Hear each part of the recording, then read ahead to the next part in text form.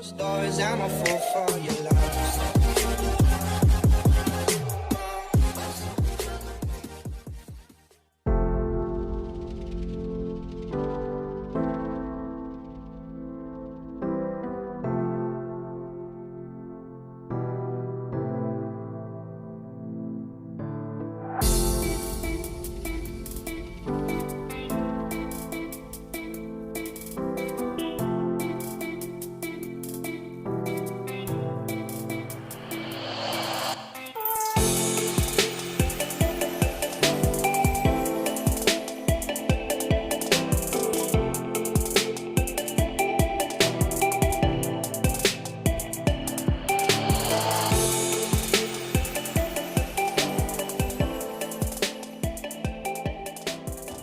Parang binanggit nila kanina na si Fuzaken is nakikipag-gel in pa with this mid laner. Yeah, so we're gonna see if the things that we've said on the panel is gonna be true here as we see the draft for our first game. Again, this is the match between Cignal Ultra versus Sunsparks. Ito, makikita natin first set of bans for our game. Harith, Thams, Kaja, and Lilia. Nakita natin itong dalawang ban ng Cignal Ultra talagang pinaprioritize ng Sunsparks yan.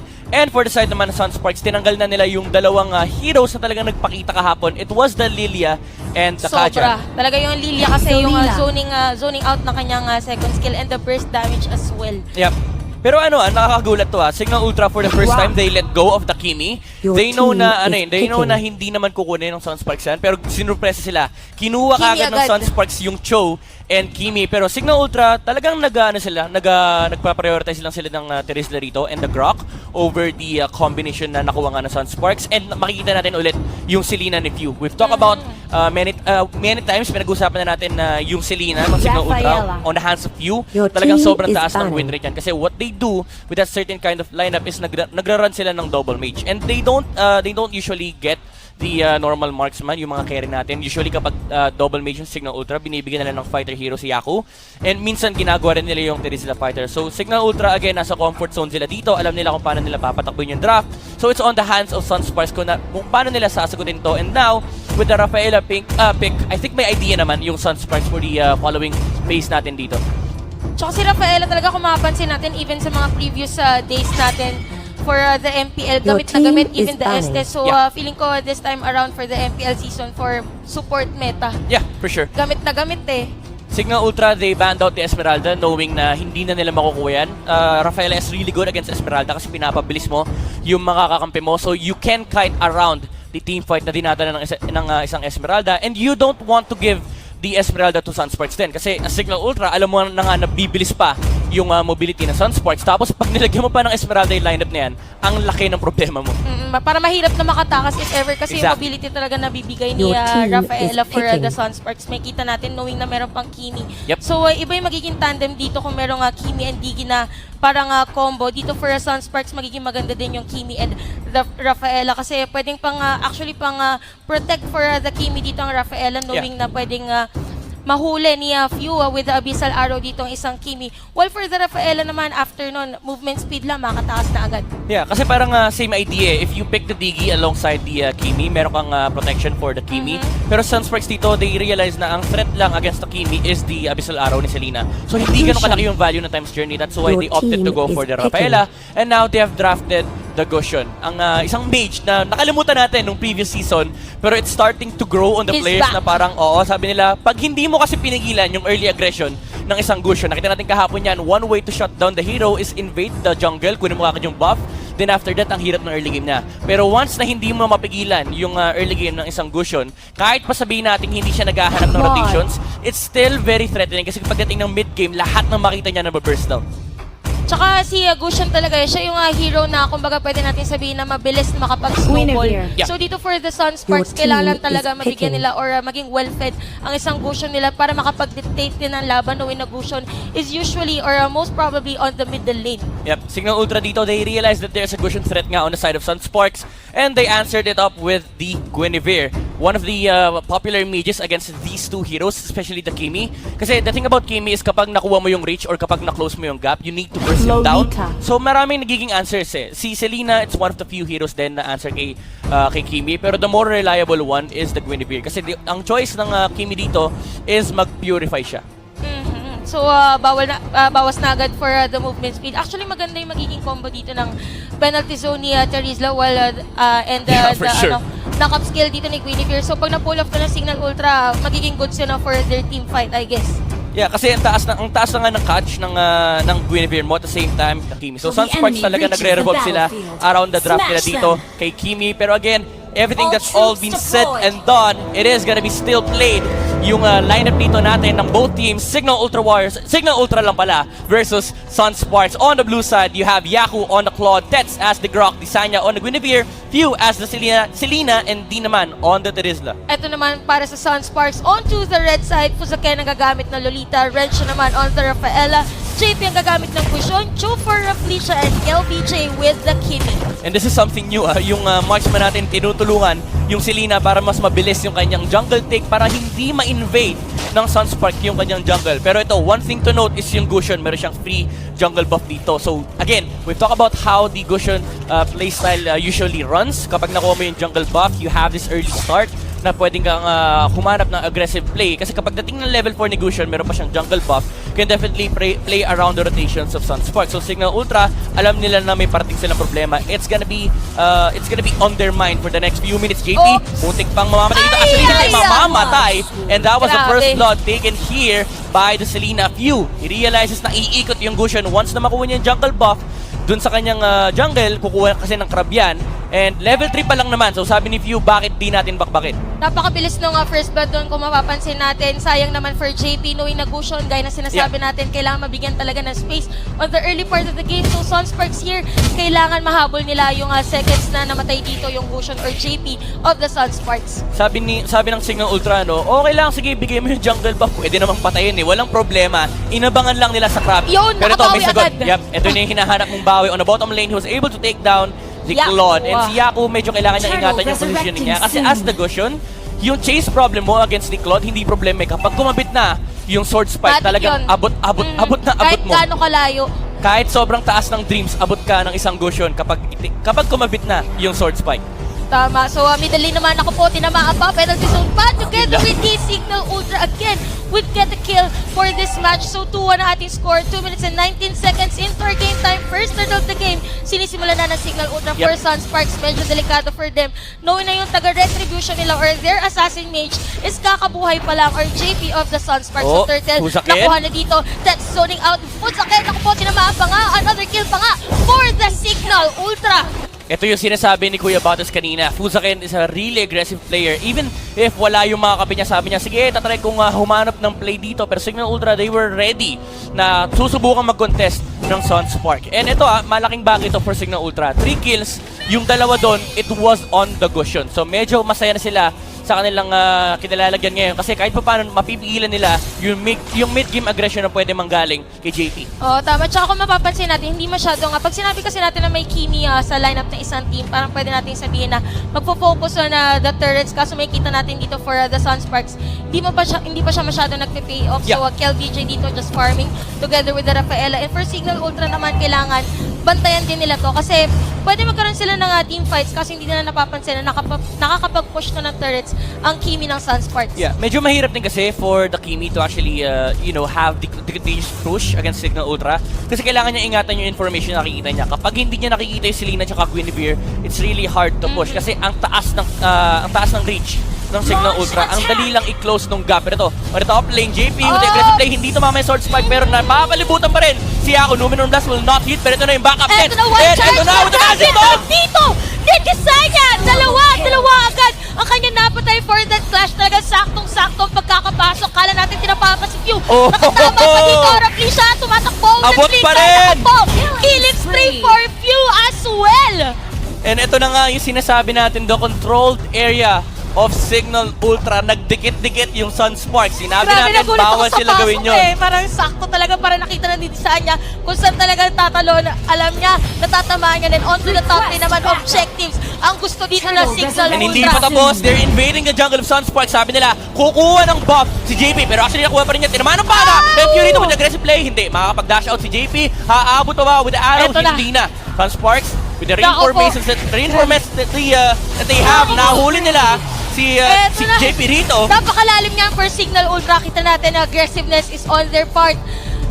Between the first tier turret and the second tier turret, grabe yung pinapakita dito ng Cignal Ultra. Pero for Felicia of the Sunsparks, kung mapapansin nyo, just doing the objectives onto the bottom lane since meron silang Cho on their lineup, damage type Cho. Ito yung makakapagkulit sa kalaw. For the Terisla, kailangan talaga as much as possible pigilan yan. Second turtle of this game, nakuha ulit ng Cignal Ultra. I think the biggest problem ng Sunsparks dito is that even though there is a Cho na nag-split push na bottom lane, naka-bounty hunter emblem si Rafflesia. So, ang ginagawa na ng Cignal Ultra dito, pinapadala nila si T on the bottom lane kasi ang hirap patayin ng Terizla, lalo pat kulang yung damage output ni Cho at this point. So, Cignal Ultra, hindi sila naman problema in terms of addressing the pressure na binibigay ng Sunsparks, and that's why they're able to make those kinds of plays na hindi nila iniisip kung may makukuhang trade-off yung Sunsparks. Nako po, the Dragon for Felicia at paniling nahambakan, shutdown, nabigyan na nga ng isa dito si Gisanya, kanina pa nagpakikitang gilas for the Cignal Ultra, pero apat lang sa apat. Apat ang tinamaan dito, blast the Luminum Blast from the Sunsparks. JP will get the kill, pero Q, meron din sagot, tinan natin damage dito Cignal Ultra. Bahay, grabe! Oh, the arrow from Pew! It hits JP, pero nakatakbo pa rin siya rito with the incandescence. Hindi pa tapos! Na-burn, mga kaibigan! Cignal Ultra, nire-respetan nila, mapapatay ni Rafaela. Si Selena rito, and Tets with the sprint. Sabi ni Grok dito, tama na, nakuha na natin yung kill. The kill on the Goshen. JP is sitting at 5 deaths right now. And Cignal Ultra, si Yako, hindi na sumambar sa teamfight. Alam niya, wala siyang blazing to it. Nonsense kung lalaban pa siya. What he did is push the middle lane. Muntik niya makuha yung turret sa may bandang gitna. Pero kulang pa yung damage at this point. Kapag nagtuloy-tuloy pa to for Cignal Ultra, definitely lamang na lamang sila sa late game. Pero dito comment actually in the performance of Tets. Kung makikita natin 006 after out of the 9 team kills dito ng Cignal Ultra. So zoning out wise for Tets, a very stellar performance for him actually. So for the Sunsparks naman, yung JP 252 ang score dito. So medyo kailangan siya talaga yung mag-step up ng game dito on this match, knowing na early part of the game pa lang to. Pero for the Sunsparks, ganda ng counter dito ng ni arrow! Oh, yes! Tinamaan na naman, pero medyo delikado for them knowing that there is the Rafaela on the side of Sunsparks. Yep, pero this is the third turtle of the game, Cignal Ultra. They know that they should contest this one.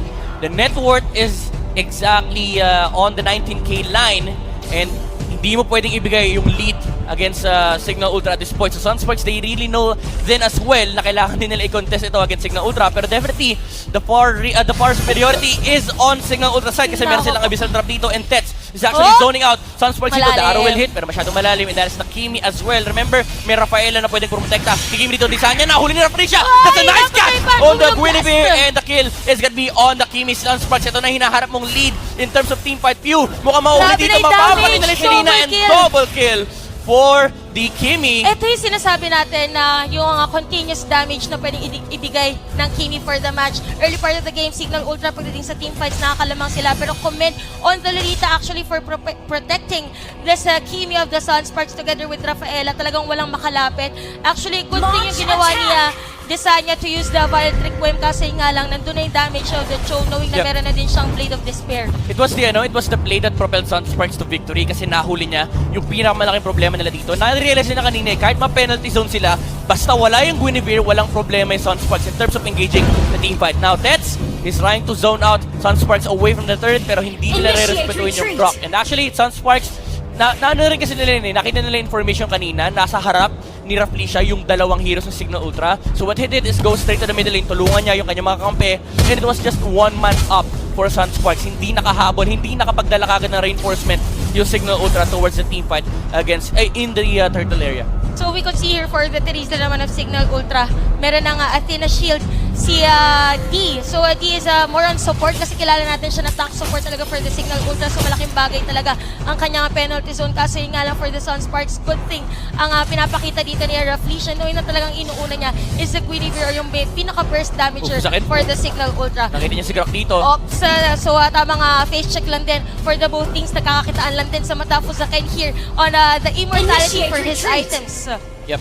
Hindi lalaban Sunsparks, medyo malayo pa yung show at the moment. Pero right now, Cignal Ultra, kung makikita mo yung score ni KLVJ on the Kimi, 3-0-2. This Kimi is turning to be a problem para sa kanila kasi in terms of team fight, hindi kulang yung damage ng Sunsparks. And kapag natalo sila sa isang engagement, this Kimi will melt the turrets down. Naka-mage killers KLVJ dito. So the amount of pressure on Cignal Ultra is so high right now. Kasi isang team fight lang na matalo sila, binahabaliktad na ng Sunsparks yung game. It used to be the name for the name of the team fight ng Cignal Ultra. Pero ngayon, kapag natalo sila, sila ngayon yung delikado. Oo nga. Tsaka actually for KLVJ, maganda na yung ginagawa niya sumasama sa team fights, knowing na meron na din siyang Blade of Despair. So may kita natin, all goods na dito yung Sunsparks ay pumapalagdan sila sa team fights. So for Cignal Ultra, medyo nahihirapan na sila, pero engage lang din Fuzaken on the shield. So out na lang din for the both teams.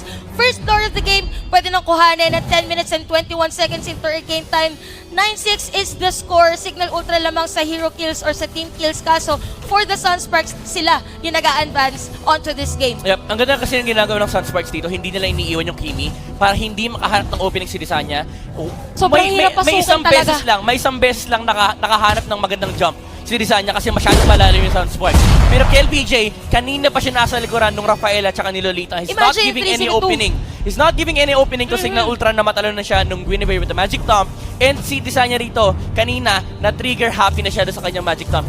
Sinubukan niyang abutin yung Sunsparks and may punish na nakakuha si Felicia. So for the next team fight, kailangan hanapin ng Cignal Ultra yung proper positioning. Maybe go for a surprising play na ikutan mo yung Sunsparks. Pero at the current pace of the game right now, si KLBJ nagiging malaking problema na talaga. Tsaka si Felicia din, kumbaga yung dapat gawin ng Cignal Ultra, yun yung ginagawa ng Sunsparks sa kanila. So yun yung maging mahirap. Tapos nandito pa, ang pinapantayan ni D is the Cho. So si D, ang laki na crowd control niya. So kailangan siya ng Cignal Ultra for a team fight. So yung nagiging problema, kailangan niya i-defend yung Cho, pero kailangan din niya sa clash. So dito, Tets, zoning out lang din. Pero kita niyo na agad yung damage dito ni KLBJ. Ako po, gets the job on the Goshen and look at Cignal Ultra melting the heroes on the backline ng Sunsparks with the Blazing Dude from Yaku. Ito to, mapapatay pa yung Rafaela natin. Nakahabulin pa nila yung Kimi, hindi na, as there's a juicy target on the form of Felicia. Naiwan with a double kill for few as well. Pero dito for the Cignal Ultra, Tets ayaw pa talagang, gusto niya talaga pauwiin dito si KLBJ kasi kailangan mag-ingat.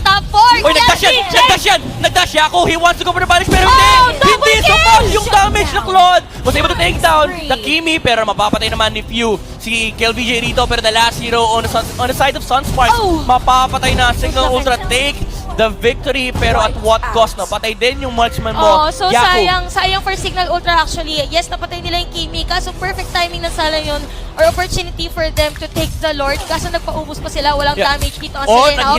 Hinabol ni JP. Si Few was able to take down the Selena, and I think naging error lang ng Cignal Ultra doon is hindi nila pinag-usapan na si Tets sinusubukan niyang i-bait out yung dash from the Kimi, and si Yaku medyo late lang with the BMI. Pero it's still very favorable for them kasi kahit pa paano napigilan nila yung Lord take ng Sunsparks. So dito for the Sunsparks, kita na nila yung damage ng isang Kimi. For Cignal Ultra naman, it would be very difficult for Tets to zone that one out. So for Desanya, kailangan talaga ang magic trump niya is tumama on the Kimi. Yep, round 2 for the Lord. Nahilo na siguro yung Lord kanina. Hindi niya alam kung kanino ba talaga siya susunod. Sunday ngayon. Ito LBJ. Look at the damage. Sunsparks, are they gonna be able to take this one? O mananako ba? Hindi. With the retribution from JP, pero look at the penalty zone from D. Running out of life, yung napatay na nga ni Yaku dito, pero sa middle lane, nagkipagpulitan lang din Felicia, pero the Lord goes to the side of Sunsparks. Yep, KLVJ rito. Next item is the Ice Queen wand. So kung problema kanina, habulid yung Kimi, ngayon may pang zone out na siya. This lows na manggagaling niya sa item na yan, problema na rin actually ni Tets. Si Grok dito hindi niya na pwedeng i-bait out. Kahit kanina nakita natin, zone out niya pero napatay pa siya. We could see here, Holy Crystal as well. And for Desanya naman, that is also the genius one. While for Dion, the Terizla, that is the Wing of Apocalypse. So pwede nang mag-frontliner dito si Dion, that Terizla. Pero Lord is on the top lane ng Cignal Ultra. Gusto na agad pigilan ang pwedeng bit-bit na panganib dito ng Sunsparks. Again, 14 minutes into our game time, parang hindi na puputol or hindi na papagod ang mga players natin on a clash. Abyssal Arrow, pero malayo ang players dito na Cignal Ultra. So out na lang din. Design out! Nakatalon pa. Hahabulin pa rin siya. Nagpusakin dito, naghaharap ng opening yung Sunsparks dito. Disanya, medyo delikado dito, pero Tets, with the save, maliligtas niya yung kanyang mage dito. Hinarangan niya yung damage ng Sunsparks dito, pero napatay ni Raflesia. Solo kill on the bottom lane. Plus a turret ba? Makakalayo ba? Makakatakbo ba? Disanya naghahabol dito.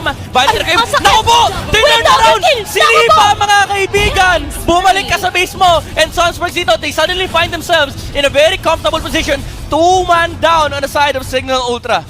Grabe, pinapakita dito ng Sunsparks. Actually, for the show dito, kita natin ang bilis ng kanyang attack speed because of the Wind Talker, nakakabuol lang niya. So, aside from the 3 movement coming from the Cheat Condo, plus the 15% movement speed pa on the Wind Talker, kaya sobrang tagal or sobrang Domino Blast! Habulin. Domino Blast! It hits on D! Nako, KLBJ on the normal hit lang din, pero out since meron ding immortality dito ang players ng Cignal Ultra. Pero that's 2 turrets down on their side. Sunsparks dito, they're sitting at 7,000 gold lead against Cignal Ultra. And if you're gonna look at the items dito ng Sunsparks, almost all of them have the full 12K. set. Grabe yung farm dito din ng Cho. Kung makapansin mo, 12K tas isa 11K. So, good to say for Cignal Ultra na outfarm sila dito ng kalaban nila, knowing na ang dami ding space even for the Cho and the Genius One as well for KLBJ. So sobrang sakit na, Kuya Eddie, ng isang Kimi for this match. Pura Felicia, alam niya na ang lakas niya at this point. Naghahanap siya ng pick up dito. Pero Cignal Ultra, they're grouped up as 5. And I really like yung ginawa ni Reflection dito. No? Kung late game pala gusto nyo, sige magbabounty hunter ako. Ma-maximize ko yung gold na makukuha from our kills. 3 lang yung kills niya rito, pero it allowed him to have a much better game compared to getting the high and dry emblem. Kasi alam niya at some point hindi na mag-isolate yung Cignal Ultra. Yun yung nagiging playstyle nila. Yes, early game humihiwalay si Yaku, pero kapag lumabas na yung power spec ng Cignal Ultra, lagi sila nag-play as 5. Blade of Heptasis picked up here by Raflesia. So lahat na makikita niya na mag-isa on the side of Cignal Ultra talagang mako-combo, mamamatay during his combination. Tsaka may pantakas factor kasi isang Cho, yan sinasabi natin, mawala man siya sa,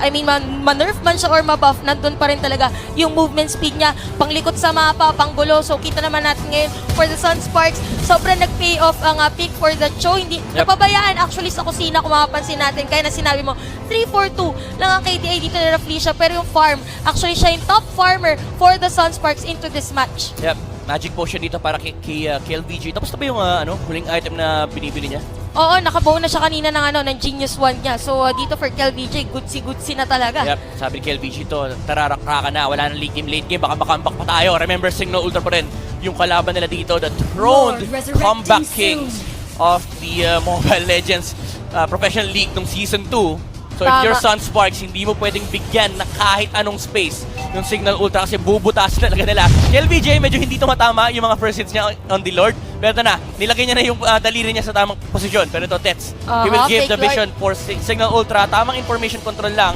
Pero Sunsparks, once na makita nila yung Grok, they will back off. Kasi yung Grok, ang laki ng stealing Lord capacity. Grabe, phew! Napatay dito. Ito yung sinasabi natin na sobrang napataba sa kusina si Raflesia. Kita nyo, isa sa mga supposedly pang map vision ng Cignal Ultra ang nawala on their side. So 17 minutes. Grabe ang init once again, na laban natin. the Cho! Domino Blast! It hit with the flicker! Day, nasa delikadong pwesto. Asan yung penalty zone? Hindi niya mailabas. And mapapatay, Disanya with the jump. Kulang yung damage sa Raflesia. Was able to take him down. Penalty zone, pero patay na yung clock. Wala na amazing duel. Ng Sunsparks dito with a triple kill coming from Joe. And Raflesia just playing around Cignal Ultra, and this is gonna be the first game going in favor of Sunsparks on the back of the show. Grabe dito natin na yes, there is a Terizla pick for the Cignal Ultra kaso kailangan kasi siya pagdating sa team fight. Parang there was a time kasi na ang nagtatapat sa laning is the Cho.